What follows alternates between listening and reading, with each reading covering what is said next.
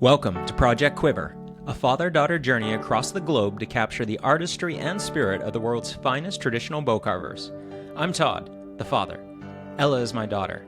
Together we're on a mission to create a stunning coffee table book that profiles more than a dozen master bowyers and their unparalleled skill. For each chapter, we travel to the bowyer's workshop, carve a bow under his guidance, photograph his woodcraft in detail, and share his story here on the Salish Wolf podcast. The book is called Quiver, The Art of Life Through Bowcraft. And this journey, our living story, is Project Quiver.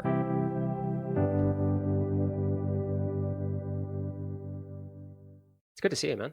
Yeah, you too. This is an awesome project. I'm excited. It is, man. I'm so excited for it. Yeah, I'm excited to hear what you've been up to so far.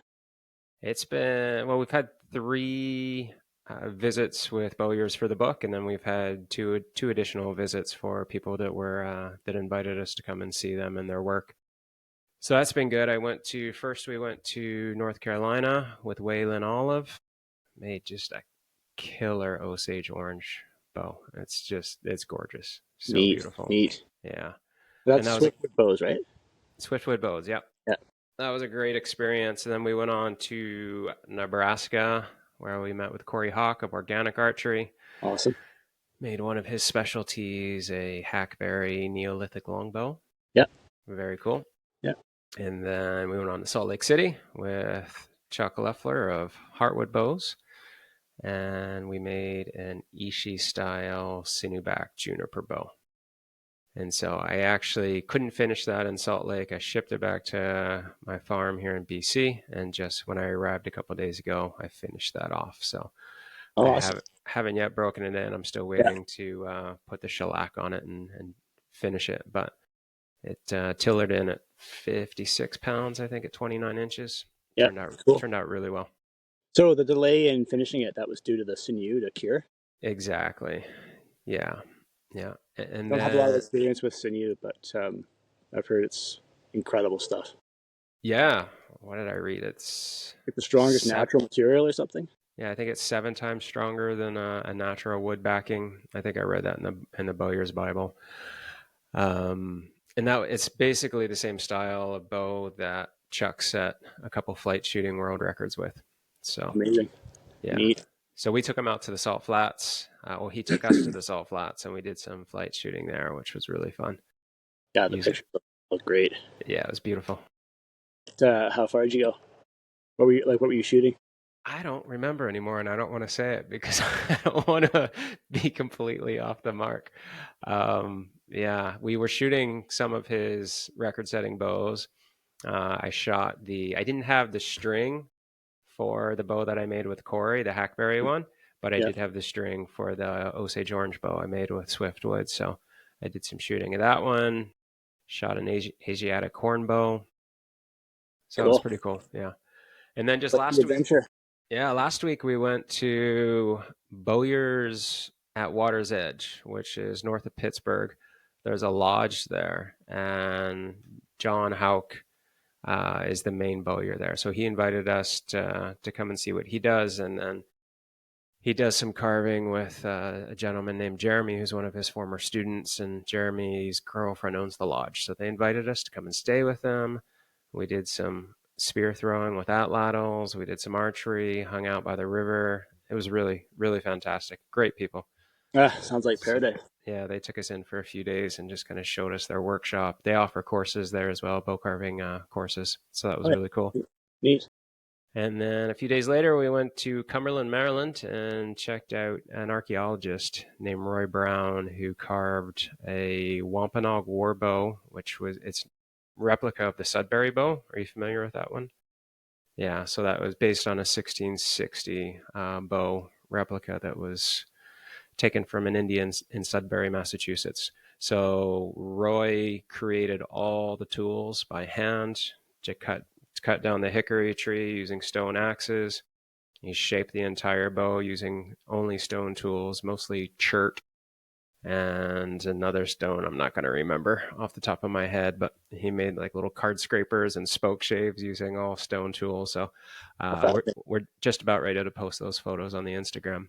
And Can't wait. yeah, Can't and wait. then he made a pretty fantastic bow. We got to shoot that, and yeah, it's been incredible seeing like it's already been so much more than I could have expected in the beginning. Sure, So, sure.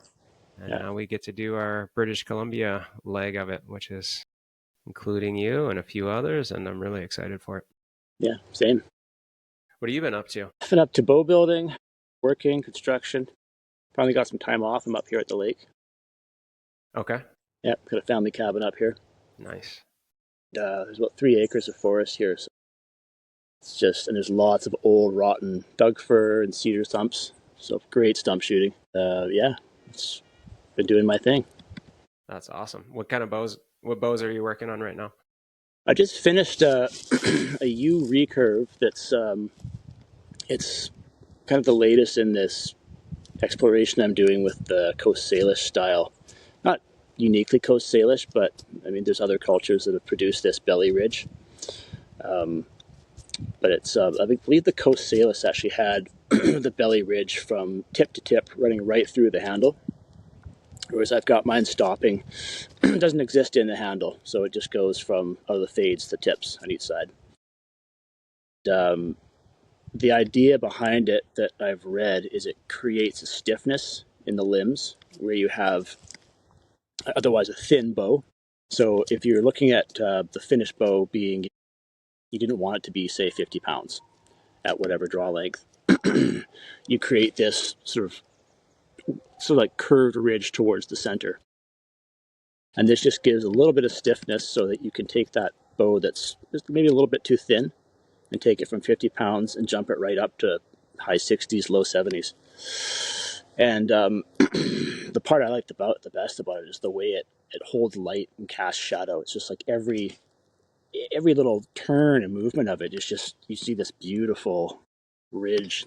It's like a valley and a mountain ridge on the bow. It's like this beautiful thing. Someone reached out to me a while ago on Instagram.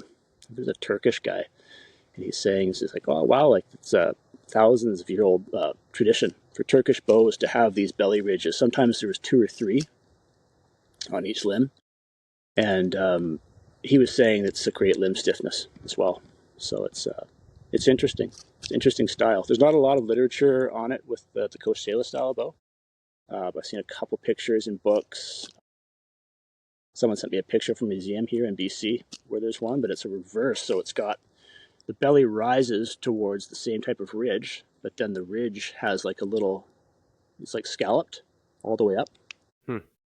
So it's not the same, but it's very similar. I don't know what the physics would be with that to sort of carve out the ridge itself once you've created it. But beautiful stuff.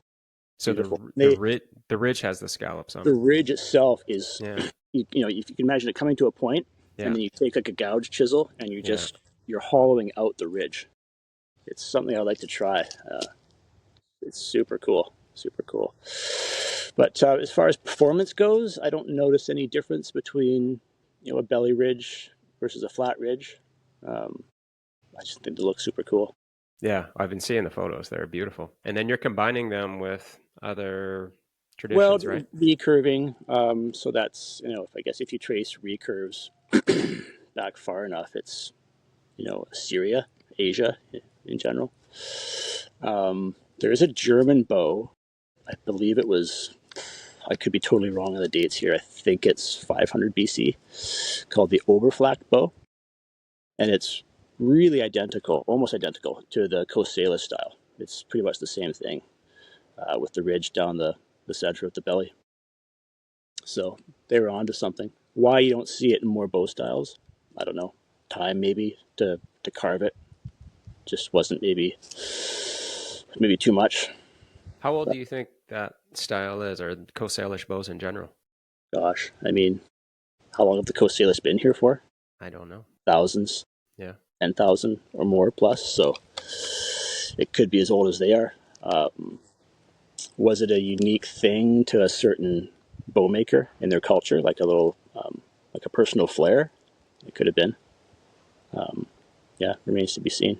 But very old style nonetheless. Are you just making those out of yew? Or are you trying other woods as well? I've done one in Osage so far, which was a challenge. It's like Yeah. working through concrete. It's so hard. But yeah, for the most part, just in yew wood. Okay. And what tools are you? I've had to invent a little tool, somewhat Okay. more of a modification. I took a traditional cabinet scraper, Yeah.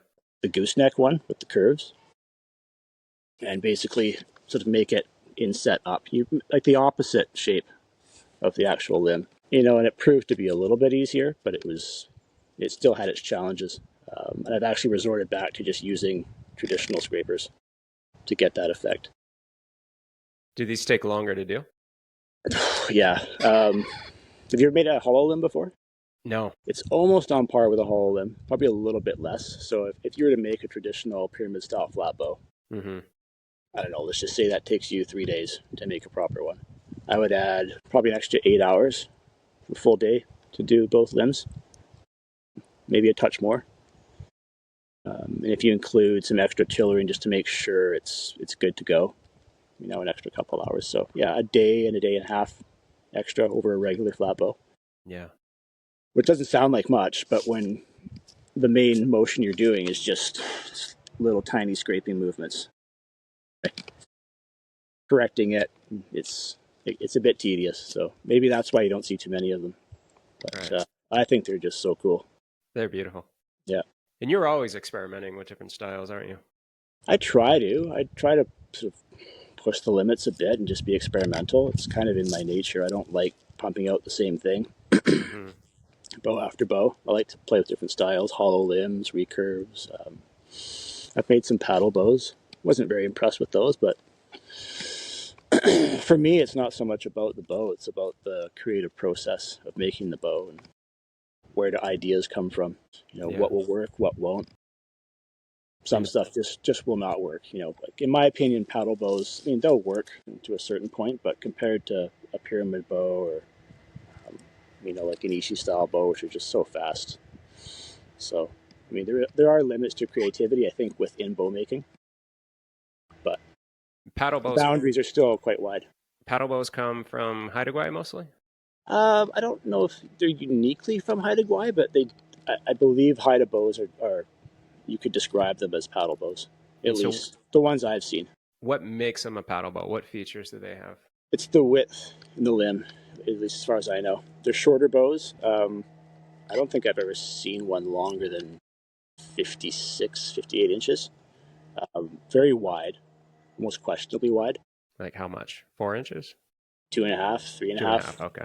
Yeah, I could be wrong on those specs, but that's just like a rough ballpark. Mm-hmm.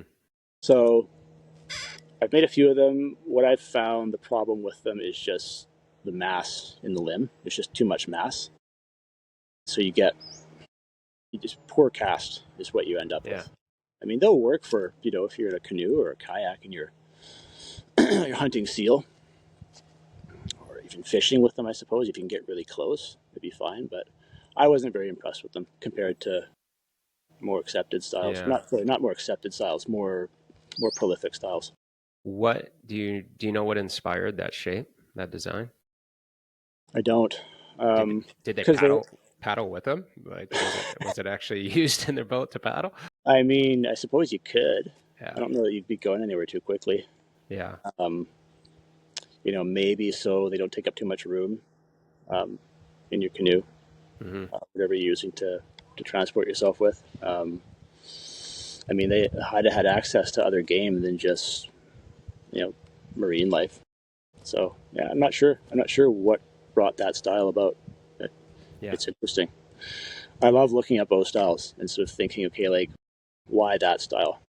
Obviously, it has to work, has to be fast, quiet, but every ecosystem produces that one tree or that combination of trees that's like this is the one you use for the bow, right? Like here in the Pacific Northwest, it's the yew tree, Pacific yew. In a lot of parts of the states, it's whitewoods or osage. The Inuit, I believe, their cable bows, I think, were made of spruce that they would have to travel quite far to get. But it's just interesting to see, okay, you isolate your tree that's the best tree for bow wood, and then that bow wood also produces a bow that's specific for that ecosystem and everything you find in it. Like most First Nations in the Pacific Northwest were after ungulates, so you had these bows that seemed to be tailored specifically to those animals. Whereas the Inuit had these smaller bows that were for seal. So it's neat looking at the relationship between the bow maker, the ecosystem, and what's in it. And, Hmm. it's almost like it's telling you what to make and how to use it. So you feel that the use of the bow inspired the shape more than the type of wood. Is that what I'm hearing? Yeah, the use of the bow, like what you're using it for, inspired the shape. I would Hmm. say that's a good platform to go off of, for Yeah. sure. Do you Um, think it's ever the kind of wood that inspires the shape? yeah, for sure, for sure. If you look at the English longbow, why was it that shape? Why was it nearly 6.5, 7 feet long? Can you make a flat bow that's 150 pounds or more? I've never tried. I don't see why not. Um, but from the bow makers I've talked to who specifically make the English longbow, it sounds like it was more of an economic thing, right? Because if you take an 8-inch you wood log, you're going to get twice as many longbows out of it as you Yeah. would flat bows. Yeah. So And I um, guess with that extra draw weight, it was more capable of penetrating armor. yeah, What's longer the bow, what's the heaviest flatwood bow you've made? probably about 100 pounds Okay. in a flat bow, 68, 70 pounds. It was crazy. Very powerful fast bow. I don't know that I really liked shooting it. It just felt scary every time you draw it back with that much tension in such a short piece of wood. I've shot English longbows that are over 100. It's a different feel. It's a lot smoother. Yeah. It almost feels like with that draw weight that there's stacking, even though there isn't. It just feels like that's happening. Um, so yeah. So the length of the English longbow. Yeah. What's your favorite wood to work with? I want to say you would. It's so just smooth, buttery, beautiful stuff. I mean, I think it's the most beautiful wood. I'd say probably my favorite wood is probably Osage, which is odd maybe given the fact that I'm surrounded by yew wood and it's just abundant and it's a beautiful wood. There's something about Osage. There's something about it. I can't explain it. It's magical stuff. Yeah, it is. They both It's are. hard to work compared to yew wood, for sure. It's like very, very dense. It's almost like you're working concrete or working. You worked with Ipe before? Yeah. So I feel it's similar to that. And when you go Yeah. from yew wood to Osage, it's like, oh my god, what is this? But I love it. What are some of the Would more it make my favorite bow? I don't know. It's my favorite bow wood to work. I think my favorite bow wood to shoot a bow with is yew wood. okay? What are some of the more unique woods that you've carved with? I've made some pretty unique bows out of unique woods. Like what's one? Torreya. Have you ever heard of Torreya? No. It's in the yew family. I believe it's in the yew family. It's also, I think it's a nutmeg. Is common name California nutmeg. So I had a stave of that once. It was beautiful. It was an incredible smell to it. Just beautiful, beautiful stuff. But doesn't make a great bow. It's good in tension, poor in compression, kind of thing. I like juniper. Juniper's great. Beautiful stuff. Um, I made a short juniper bow, sort of an Ishi style bow, but not traditionally. Like there was no sinew involved. I just used rawhide. It was a lower draw weight, maybe 50 pounds or so, but great little bow. Great bow. Anything that's aromatic. I love working with aromatic woods. Just Yeah. enhances the whole experience. Yeah. And of course, in BC, we're surrounded by arbutus. So beautiful. But Arbutus, yeah. does it make a bow? I've never tried. I heard it's terrible. Okay. It's super brittle. Yeah. Just splitting it with firewood, like it almost like just explodes into pieces. Yeah. But if only it made bows, right? I mean, it's I know. everywhere, and it's Oh, beautiful stuff. You get like little purple streaks and pink streaks in oh, it. it's amazing. Yeah, yeah, And then I've heard in Costa Rica, I'm surrounded by teak, and I've heard similar things that yeah. teak's no good. But then I was just reading volume 2 of the Bowyer's Bible, and there's a lot of stuff on one of the writers writes a lot about teak bows. Hmm. So I Solid, don't like know. one piece self bows Yeah, or laminates. Interesting. no, so well, Interesting. I believe it's self bow. So I haven't tried it, but I will. I don't know a lot about teak. Do they?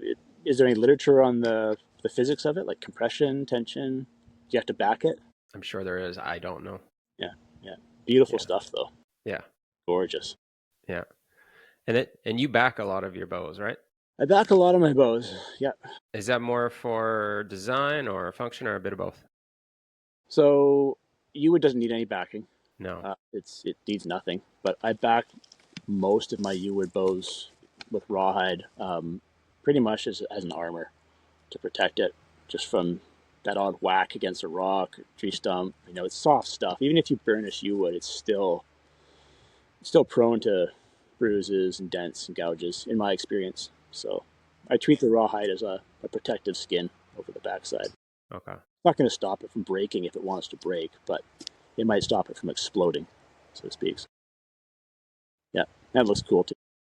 And then you use snakeskin, Snake sturgeon. skin to go over top, yeah. Just why not? It looks Yeah. beautiful. It's camouflage. Um, been doing a bit of experimenting with tree bark, like birch bark, Yeah. paper bark birch. I haven't revealed anything yet because I haven't figured out how to get it set on the back of the bow without it kind of looking like wet paper. But I know it can be done, and it's going to be beautiful. So it's Yeah. very, very bright white, so you get that look as though, it kind of looks like they use sapwood, but you get the little tiny flecks Hmm. of, I'm not sure what it is, it's like little bits of bark. I was shooting one of Chuck Loeffler's. I think it was an Asiatic hornbow Yeah, that had paper birch neat, backing. Yeah. neat. Do you know how he applied it? I don't, not at all. Yeah, yeah. Yeah. It No, was I've seen. it was well used, well broken in, so it kind of past its days of a pure beauty, but it was very functional. Neat, neat. Was it sectional? Like, did the paper bark itself, did it run the whole length of the limb, or was it? I think it wrapped around the whole bow, belly and back too. Oh, sweet. Yeah, Really? I'd have to get a look. Interesting. I'd I'd love have to to see look at that. some photos. We definitely have photos of it. So Yeah, I'd love to see that. That sounds yeah, super cool. Yeah. yeah. How did you get into the land of bowyers? Land of bow making, the bug. um, well, old family friend, master bow maker, Andreas Uetendorfer, who grew up since the age of he was 20 when he moved to Haida Gwaii from Germany. He was a faller all his life, and he was into bows when he was in Germany. And then he found himself surrounded by, one of the best bow woods in the world, Pacific Yew. He started making bows, and 40 years later, when I met him, I was about 14, 15. I was up there sitting in the living room, kind of bored, looking for something to do, and I think he could recognize that. And so he disappeared into his room, his studio, and came back with this thing in his hands. And I was just like, what is that? It was the coolest looking thing I'd ever seen. It was a U flat bow, so no particular style to it, just like a primitive, you know, maybe a pyramid style if I had to isolate it. No backing.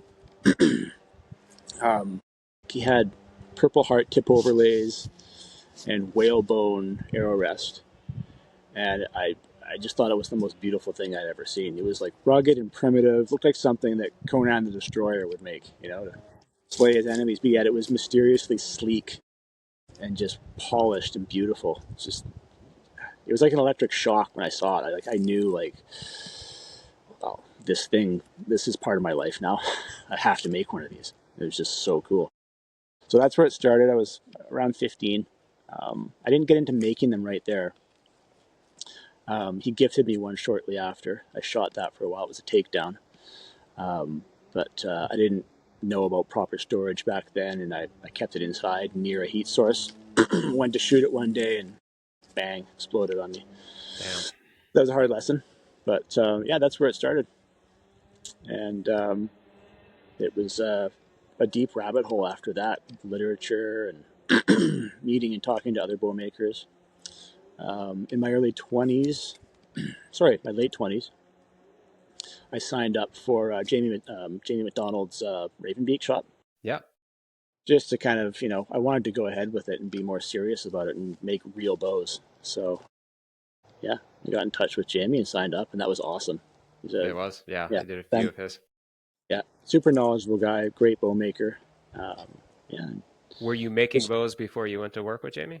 I was making bows. Yeah, yeah, they were orders of magnitude sort of, you know, worse than what I make now. You know, Yeah. they're amateur bows. They worked, you know, 45, 50 pounds, but there was just a lot I didn't know or didn't apply. Hmm. Yeah, yeah, that taking that workshop bumped the skill and knowledge up quite a bit. Yeah, and I credit Jamie with, well, I bought my first bow off of him, which I still have Nice. Yeah, today, a yeah. U longbow, and Oh, I think I that shot that one. probably, Yeah, and that definitely lit the fire in me. I yeah, yeah, I felt the calling prior to getting that, but that bow was yeah, exactly what I needed when I got yeah, it. yeah, yeah. They're crazy things, hey. It's like like if the first self bow you hold, you just know, like, okay, well, this Yeah, is this changes everything. yeah. And when did you start making them for others? About 10, 12 years ago or so. I mean, I'd made a few for friends before that, but actually making them and putting them out there into the world was about 10, 12 years ago. What was the first one that you sold? Gosh, dig deep in my memory here. I believe the first one I made was an English longbow. Nothing fancy, traditional, that cow horn tips. I forget who I sold it to, but it was an English longbow. It was the first one I sold. And the guy was stoked. Loved it. And, you know, the positive feedback encouraged me to keep doing it. And yeah, from just kind of went from there, compounded, and you know, all kinds of customers, guys like you and me, a few sort of musicians and some other famous types. That was kind of neat. Yeah, and it's still the same thing today. It's just a Yeah, steady requests. I'm not really doing the custom bows anymore. I'm going to be making the switch to workshops. And the bows you see me making on Instagram are really more like personal explorations that I'm also using as, you know, look what can be done. You know, come and work with me and let's make these together. yeah. I want people to learn. I want people to have that same experience that I had when I first discovered them and started making them. Hmm. Yeah. Do most people find you through Instagram or your website or other ways? Yeah, mostly through Instagram. You know, there's some local people like friends and whatnot, and word of mouth, but mostly the social media. Yeah. It's I been was a great platform for that. I was thinking earlier about our origin story as far as our relationship goes because Yeah. I'd seen your axes Oh yeah. in a little boutique place in Brentwood Bay, not far from where we live. Oh yeah. Sure. I don't think I knew you were a bowyer, but I think I had your number or something from the axes, and then but I knew there was a bowyer living in this area from probably Yeah. Jamie McDonald. I left little clues. And then weren't we? I think we were talking like via email or something for a few months, and I still didn't know who you were. That's And then hilarious. and then one day my wife invited you and your wife over to the farm, and we were just walking around. I still had no idea who you I were. remember that. That was so weird. And at one point you mentioned the bowyer, and I was like, "What? Hang on, you're the dude who Yeah. makes the bows." It was like I was searching for you for, I don't know, it might have been over a year. I was looking for you, and then you just showed up one day, and it's like, holy shit, I've been talking to you for Yeah. like Yeah. That a was weird. year. Yeah. I hear two guys obsessed with bows, but we don't even know it.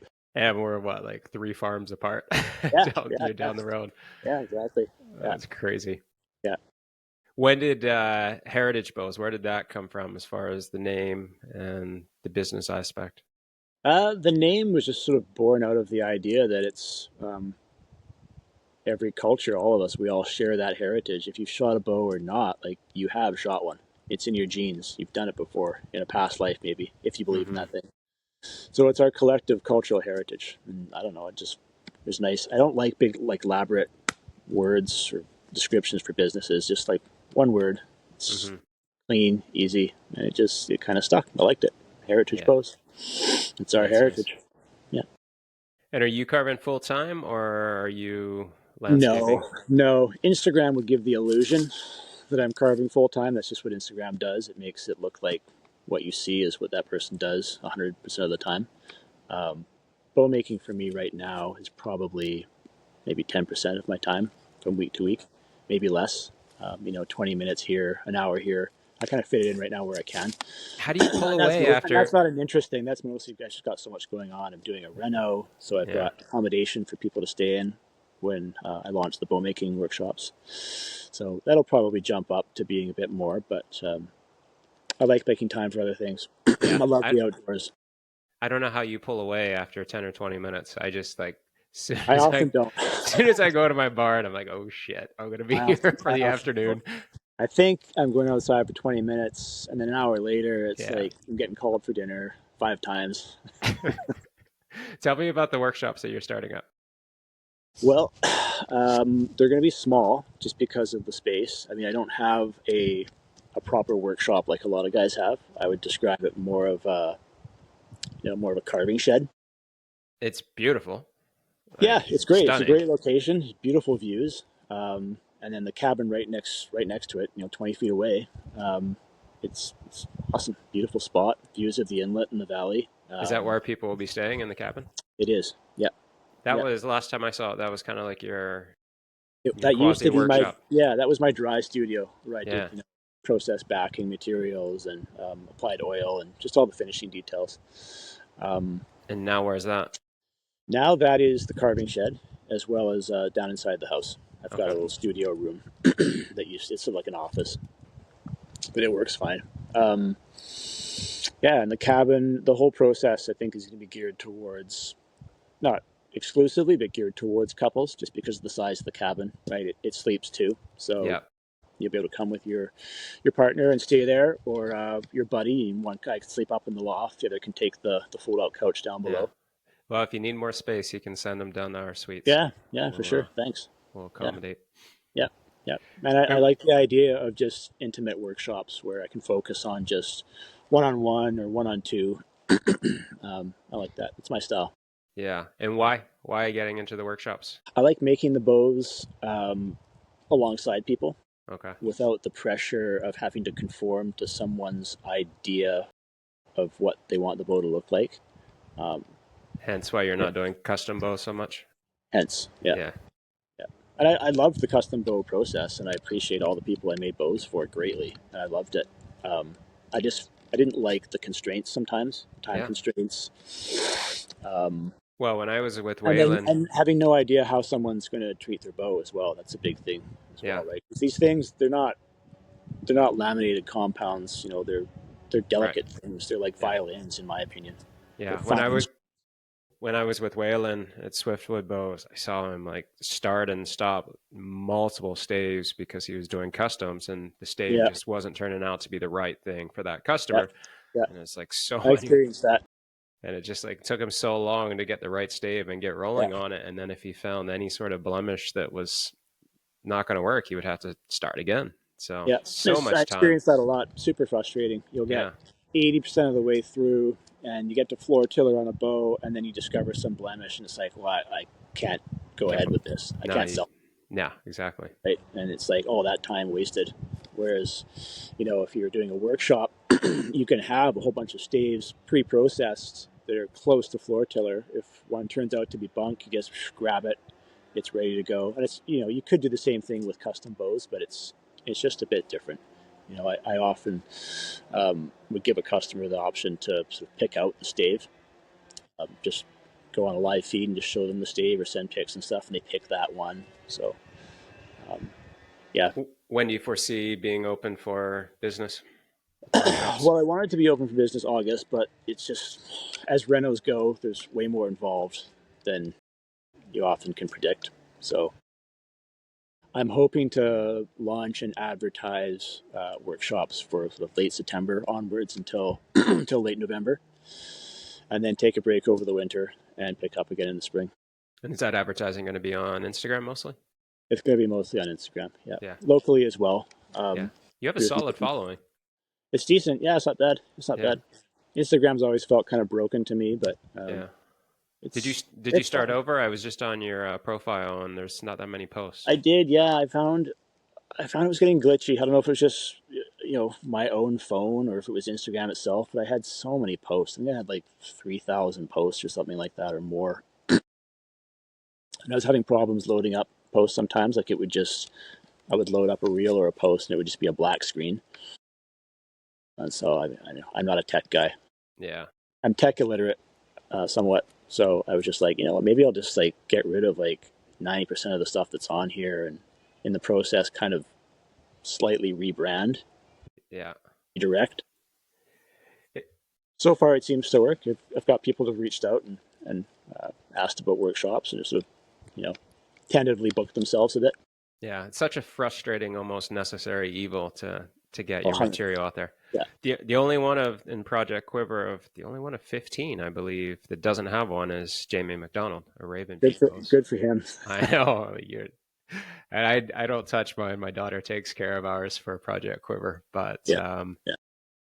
yeah, I was talking with Corey Hawk, and he's got a Yeah. really nice following, 80,000. But Yeah. Wow.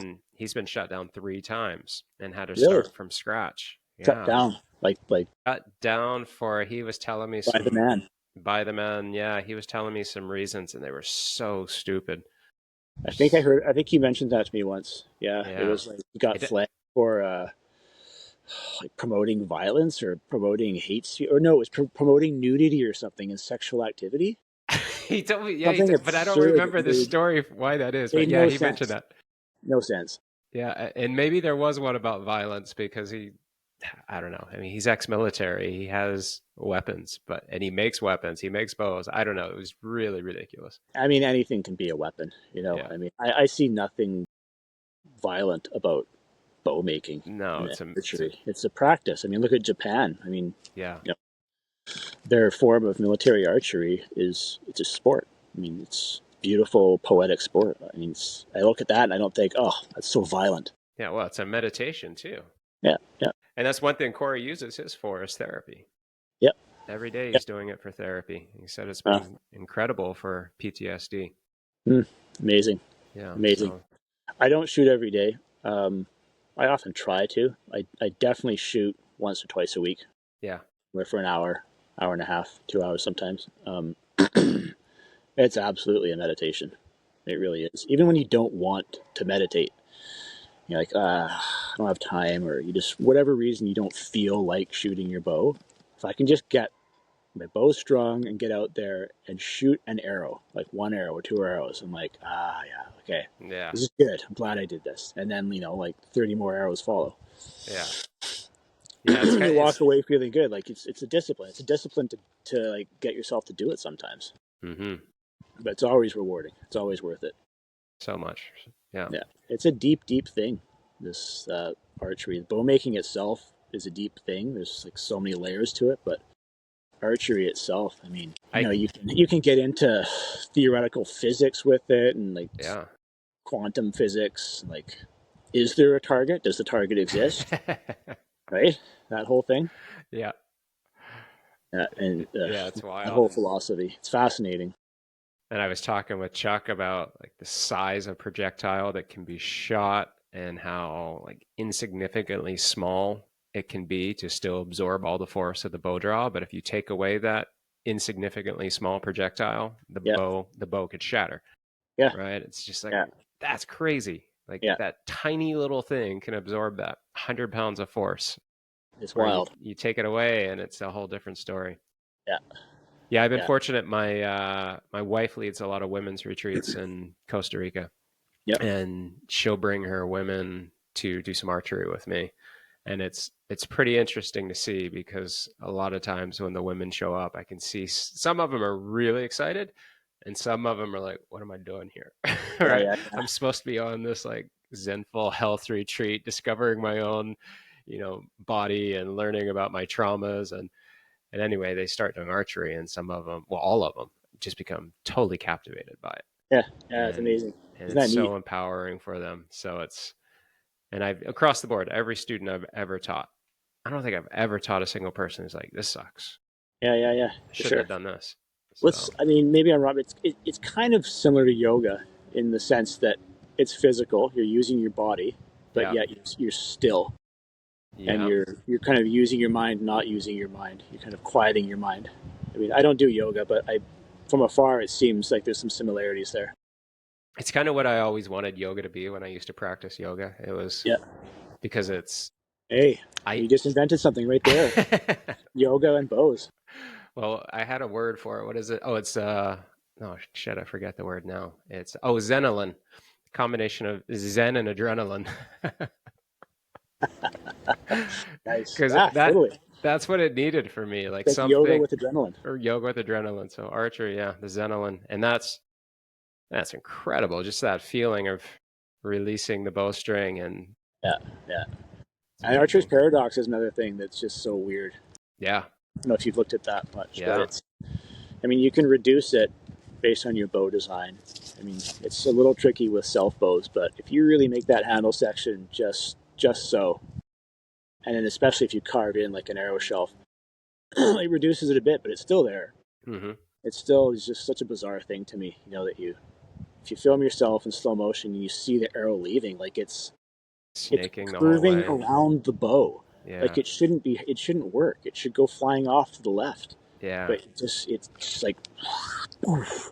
Well, what I still paradoxical to me is how it can keep snaking the whole way, and yet the tip, like with an accurate shot. And I think about people who, like, there's some guy on YouTube that shoots people throw like Tic Tacs into Oh yeah. the air, and he shoots them. So I know what he's shooting at, and he hits them every time. And it's like, well, that tip is snaking back and forth. How does that tip always hit the Tic Tac? Yeah. Yeah, it's mind blowing. It's like I don't get it. You would think it would like only be part of each pendulum where it would be on target, but it's Yeah. always on target. Yeah. I Which don't. makes that more impressive if you try shooting your bow close range, like really close range. Like Yeah, stand like I don't know, like 8 feet from your target, 10 feet from your target, and shoot it. See how accurate you are. It's freaking almost impossible to hit the center of the bullseye because the paradox is so fresh, right? It's just like, really. and so like you'll be 8 feet away from your target, and you think you should be hitting on center, right? Like every time. Yeah. It's like you're a foot to the right, a foot to the left. It's like, what is going on? No way. I've never Yeah, tried that. yeah, it's interesting. It's one thing I do to sort of tune bows, right? So you can see, you know, you shoot from 8 feet away or whatever I'm shooting from, and you can see how badly you miss. Okay, back to the tillering tree, back to the workbench, carve that handle down a little bit more, maybe make a little bit more of an inset for the arrow, and your accuracy starts to improve a little bit in hmm that close range.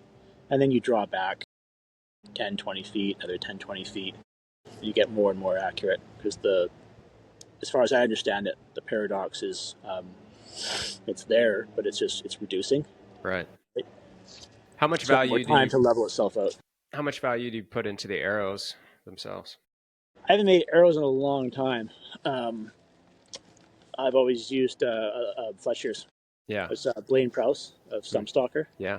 Makes beautiful arrows. Do you And shoot different weight arrows depending on the bow? uh, not so much as I used to. What I've found is it doesn't really matter that much. Mm, Like if you have, I mean, if you have like a big 80-pound bow, you don't want to shoot an arrow that's spined for a 45 or a 50-pound bow, right? It's just bad for your bow. Arrow is going to be really weird in flight. And then the opposite, you don't want to shoot a 50-pound bow with an arrow spined for a war bow or like an 80-pound bow or whatever. So you want to have some, you know, your draw weight and your arrow spine weight need to be close.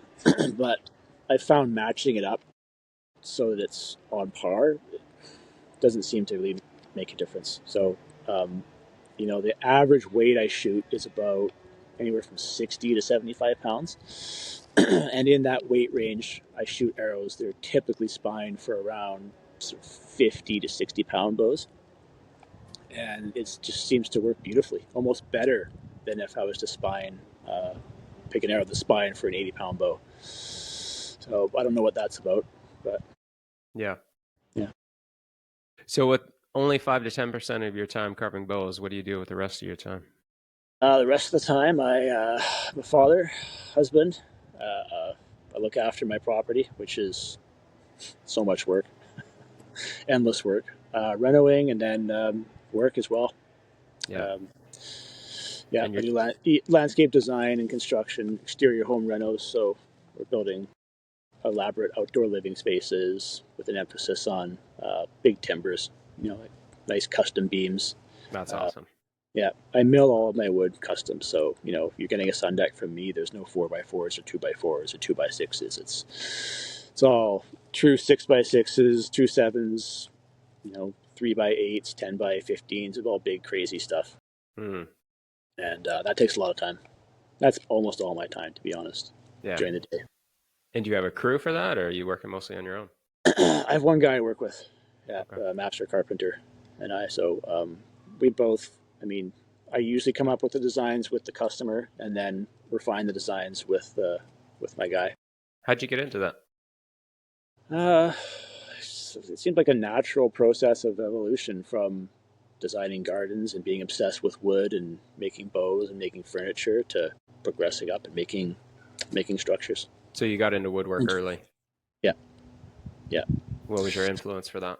I got into I probably got into bow making before any of the woodworking, but shortly after bow making, got into furniture making, outdoor furniture, like harvest tables for patios and whatnot, and it just kind of ballooned from there.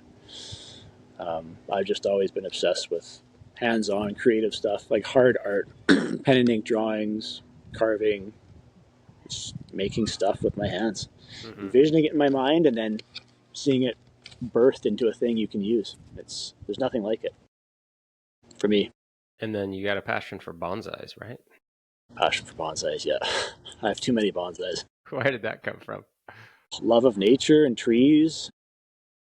Grandfather, when I was young, he had a collection. I remember vividly being, I don't know, maybe 9 or 10 years old, and being fascinated by these beautiful little trees that were, 2 feet tall, but they looked as ancient as proper old growth. And it's just, yeah, it's kind of a similar thing, a similar attraction with the bows. Yeah.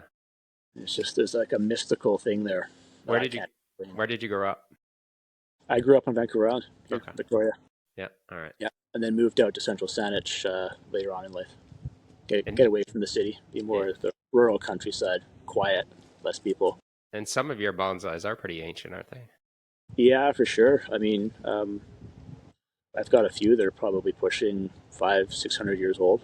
Wow. Yeah, Holy yeah, shit. yeah, yeah. Wild rescues. I've got some contacts in the logging industry, and So every how now and it's not often, but every now and then they'll cut they'll cut their logging roads through areas where it's not quite alpine, but it's like exposed rocky areas, and they're going to be blasting right through there, driving excavators over these things, and I'll get a call or an email. I'll be like, "Hey, check out this spot." I'll go check it out, and sometimes they're right there. They've built the road already, but you've got one kind of hanging off the cliff. Like it's going to die. So so what makes it bonsai? Like when you're finding them in nature, is it just a so small the tell me, I don't definition of understand. the definition of bonsai in Japanese pretty much just simply translates to a potted tree. Hmm.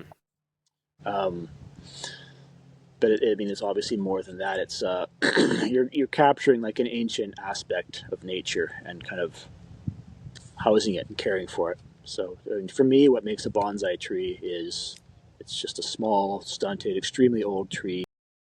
It exhibits just ancientness in the trunk, and then you've got the beautiful, like sort of young, youthful foliage. So you know, it's a display of life, really, in a tree.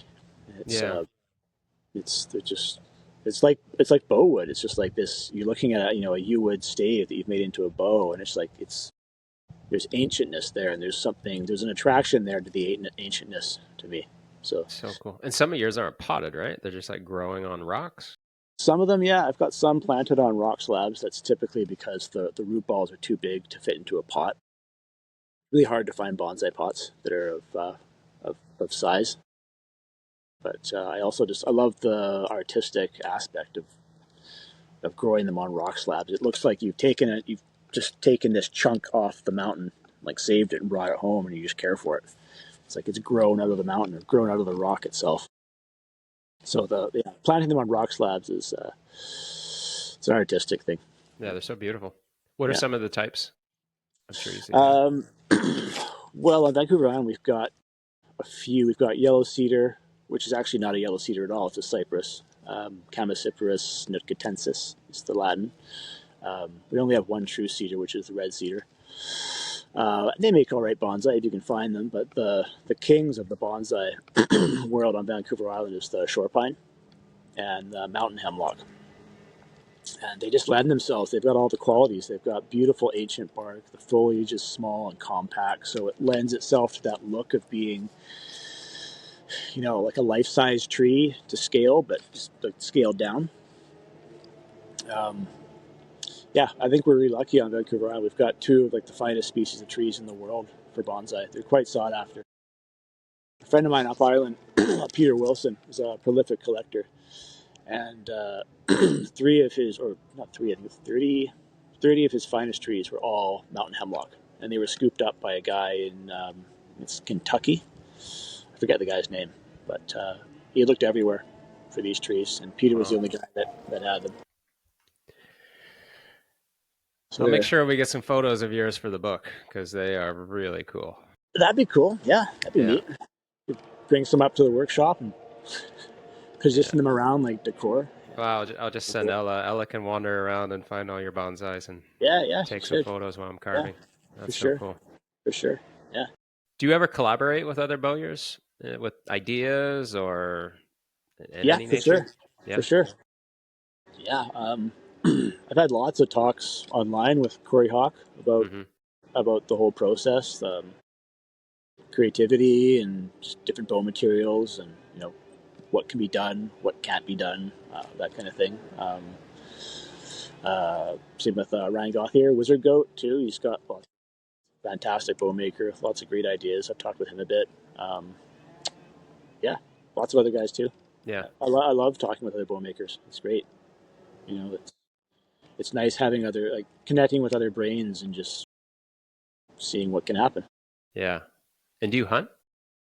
Not really. No, No. no, no, not right now. A friend of mine, a good friend of mine, Christian, up island, we found this spot. Do you know where Mount Cain is? Yes. Yeah. So just north of Mount Cain, we found this spot that is just like rubs everywhere. Like it looks very, very promising. Hmm. So that may change. Nice. Yeah. I haven't either, and here I'm inspired to, but in Costa Rica we can't. You And can't really. no, Yeah. that's my understanding. I haven't really looked into it, but what I've heard is he can't, and Mm. yeah, I want food from it if I'm going to do it.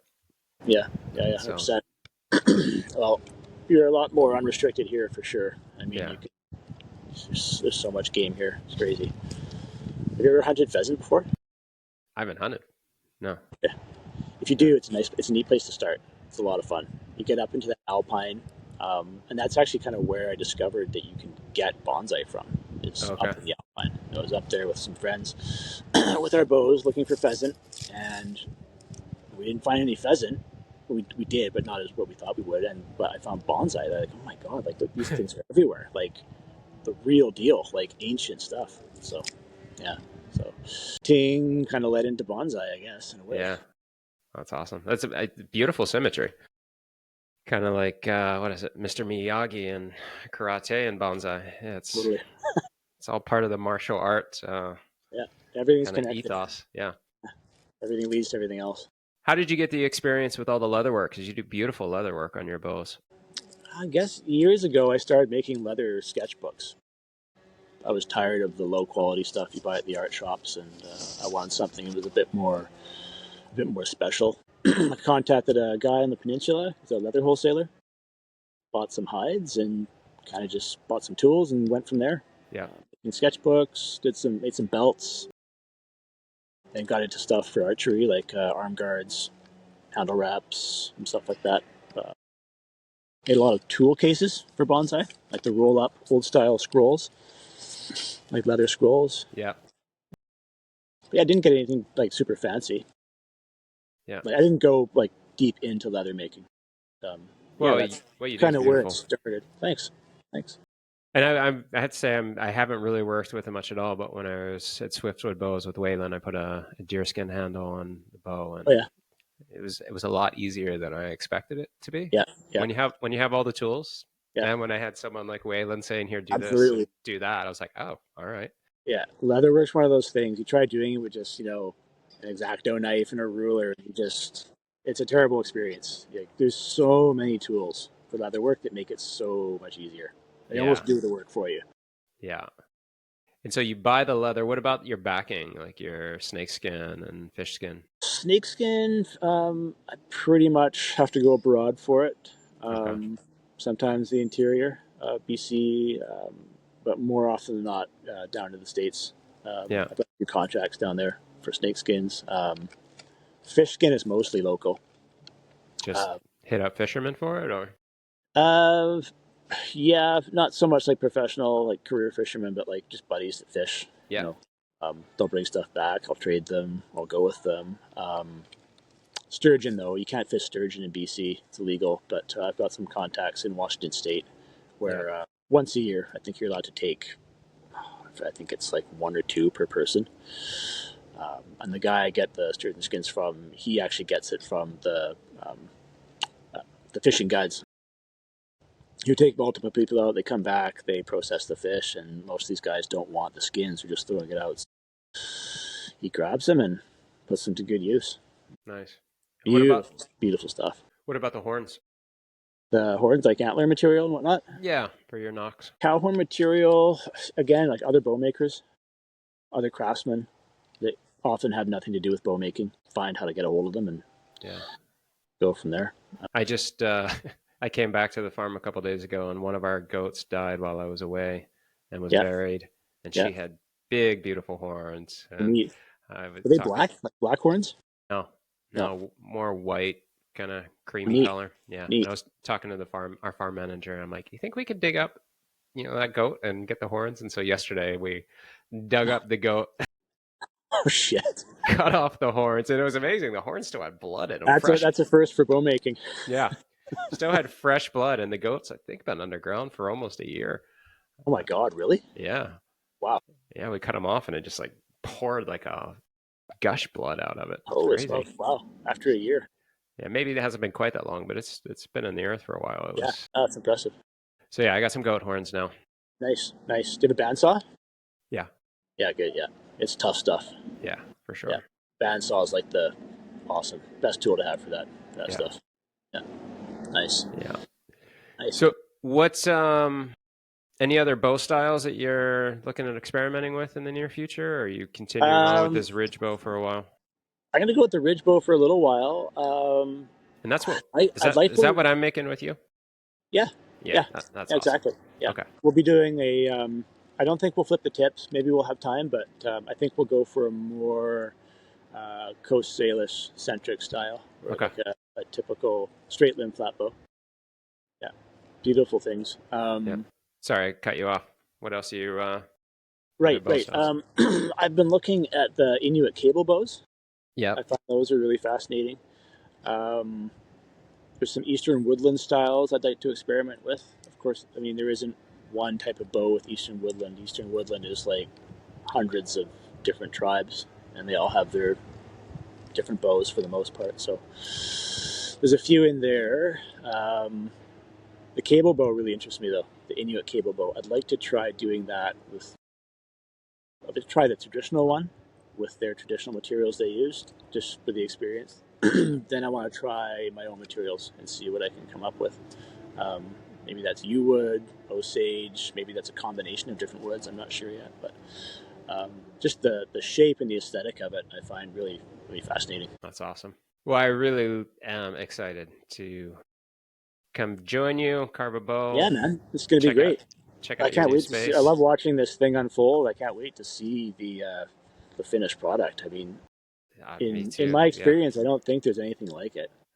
There's That's the Bowyer's Bible series. There's lots of great books on archery and bow making, but yeah. there's nothing really that I can see like what you're doing. So it's No, pretty. and that's the feedback we're getting from everyone, so it's been really positive, and it's going to be an incredible journey. It's already been, Yeah. and we're just Yeah. really getting into it, and yeah, Where are you really. off to next? You're off to Europe, right? Yeah, so we have three bow. You, Ryan Gauthier, and Jamie McDonald, all here in British Columbia. So that's, I think all three of you are in August. So I've got a couple weeks off right now, just doing a lot of podcasting before we go. And then basically the lineup is Bamboo Bows, Steph and Tim in the Netherlands. Cool. And then we head over, I think we're going to He head to makes Prague gorgeous. That for, guy makes gorgeous bows. Is he the one Yeah. that's doing the Japanese style bows? Yeah, the Yumi bows. Yeah, Yumi bows. Yeah, yeah. Yeah, I like and the look then at. we head over to Austria Hmm. with sparrow bows. Okay, We're gonna make something sparrow beautiful there. bows. Yeah, that's Is Eric that guy? Is Shakespeare. he an archaeologist? I don't know. Okay. I know of a Yeah, guy over there who's an archaeologist by trade, bow maker by hobby, and he makes crazy bows. Like they're yeah, like his finishing on them is next level. I'm not sure if it's sparrow bows though. I could have him mistaken for somebody else. But nice. yeah, Then from there we head to Switzerland yeah. with Simon. I'm trying to remember his name, but he's at selfbows.ch Oh on yeah, Instagram. yeah, yeah. Makes amazing bows. We're still undecided on what we're gonna make. He's given me like 10 different options. Like maybe we make two. He's really enthusiastic about it. Oh, I'm like, nice. all right. And then we fly from there to Sweden. Okay. We're meeting with Per of what's his handle? He's at Nordic Self Bows. Oh, yeah, sure. Yeah, yeah, yeah. He makes a lot of fish-backed white bows, right? Yeah, I think so. White woods. I, Yeah, I forget yeah, what we're making there. yeah. I follow. I'm pretty sure it's the Then same kind. to, yeah, and then down to Italy, Brescia, Italy, Nice. for, let's see, who are we going with there? Enrico Maraggi Oh yeah, yeah, yeah. Sure. of, Another I think great it's bow makers. Archaica Bows. Yeah, right, right. It's Yeah, neat seeing. I feel like in the last 10 years, there's a lot of new bow makers. I mean, not like yeah, it's not prolific, but like it's definitely there seems to be an uptick. yeah. It's pretty And cool. then we finish off Europe in Spain. Oh yeah. Yeah, with Nacho Marco. And Okay. he has a I've bow heard of school that. there. Is he on Yeah. social media? Or... Yeah, he is. I think Arco Escuela, so bow Okay. school in Okay. Spanish. I think that's what he is.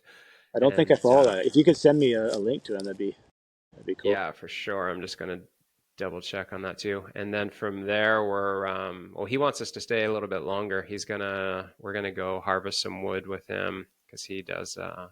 So we'll probably be there for a week Cool. in Spain. So that'll be a lot of fun. Yeah. And then we head to Kyrgyzstan. Oh, wow. Yeah, and that's the only place we're not making a bow because he does. This is a Jiri Tengri of Hmm. Tengri bows, and he only does horn bows, Asiatic horn bows. Oh yeah, and that's a So huge process.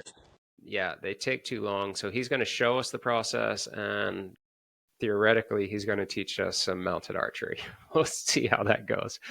I don't, I don't have much horse riding experience, so we'll, we'll, we'll see. But his like dude, if you follow him or if you don't follow him on Instagram, do because his videos of mounted archery are Oh, I know. insane. Mounted archery is so cool. He is absolutely insane. Backtracking in Spain, Nacho Marco was Archeria con Marco. So Okay. archery with Marco, Nice. Archeria con Marco. But I'll send it to you. Okay. And after Kyrgyzstan, we fly down to, we're hoping to South Africa. We're Oh, meeting yeah. with Johnny Sniman of Heartwood Bows in South Africa, Oh, yeah. but we're still trying to get dates finalized for meeting with him. So he makes a lot of bows for the movie industry. So anytime a film Hmm. needs some authentic bows, Really neat. he does those. So he gets pretty immersed in it. Last time we heard from him, he said he had just come up from air after making I think like a couple hundred bows or something. He goes down hard to make the bows, and then he comes up for a breather. So hopefully we can make that one work. That one's and then almost forgot. Hopefully Dan Santana. Oh, yeah. Right. Yeah. Yeah. Yeah. I follow Yeah. that guy. So It makes nice yeah, bows. yeah, we're still trying to get that one sorted out. So that would be probably a separate trip back to the States. Yeah. Sweet. So Sweet. that's the journey. A lot of different people are coming up along the way too, but I think we're going to probably cap it at 15 for this book. And I would love to do round two. I'd love to do book two and go Yeah. do it again. But What do you yeah, think about after a book doing a documentary? it's funny you mention that because my son is quite young. He's only 12, but he spent he's in a very artistic school in Costa Rica, and this year they did film, and he was the cameraman for a lot of different films, and There you fell in go. love with it. Got a drone. He's doing his own drone surf photography, Yeah, yeah. and he's really bummed that he can't be involved in more of these. But he'll come to your place and Cool. do some filming. But Yeah, he says if we do the second one, he wants to be along and film it. neat. Yeah. So yeah, that would It's be just, pretty you know, amazing to make a yeah, documentary. yeah. I mean, bow making archery is so dynamic. To capture it in a documentary would just be like perfect. It'd be so Yeah, good.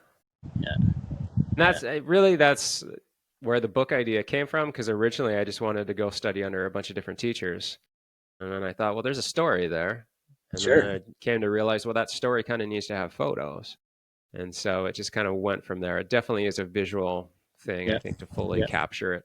yeah. So Yep, I could see your book being a segue into some kind of a documentary, so that yeah, they're two parts of the same story. yeah. So That'd we'll be cool. see.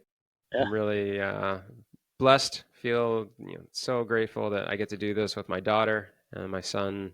At least here in BC, gets to tag along. He's actually going to be in Switzerland too with us, so he's sweet. going to get to see some of it. So Quite the adventure. yeah, it is, man. It Yeah. is, and I really appreciate you being involved Hey, likewise. and encouraging others. So Likewise. It's awesome. it's been I great. love seeing the Yeah, craft growing. It's I could go deep on it. I don't think we have much time left, but I yeah, think it's a very important thing for a human being to do. Not necessarily the bow making. I mean, for sure, but just holding a bow and shooting it. I think it's something everyone should do in some capacity. absolutely. Yeah, you mentioned Corey uses it for healing. You can use it for all kinds of healing. Even just decompression. Just Yeah, relax. Just unwind. Practice that. What's the Japanese word? Not zazen.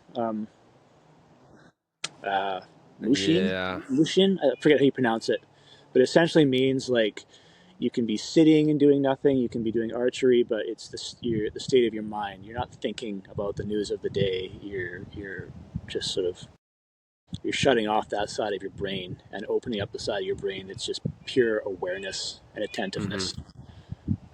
Yeah, Yeah. it's a And vitamin. there's a lot.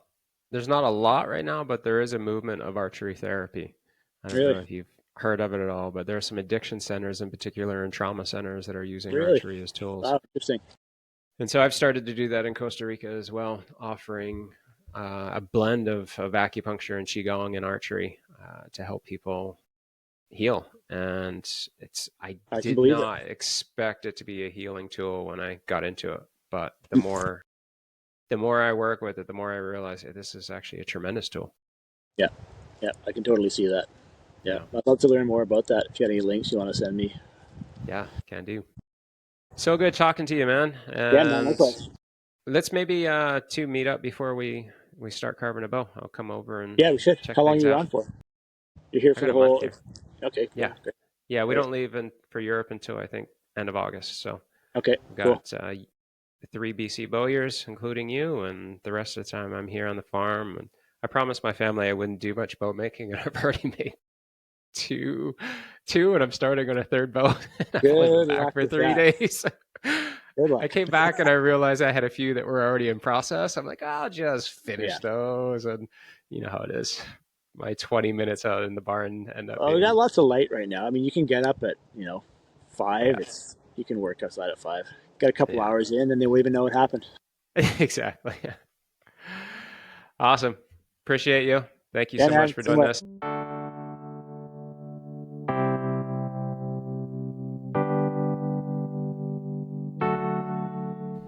Thanks for listening to Project Quiver on Salish Wolf. Follow our journey on Instagram at Project Quiver as we seek out the world's most extraordinary traditional bowyers, and join our newsletter at projectquiver.com. Our coffee table book, Quiver, The Art of Life Through Bowcraft, arrives in 2026. We are honored to share with you the beauty, history, and magic of traditional archery.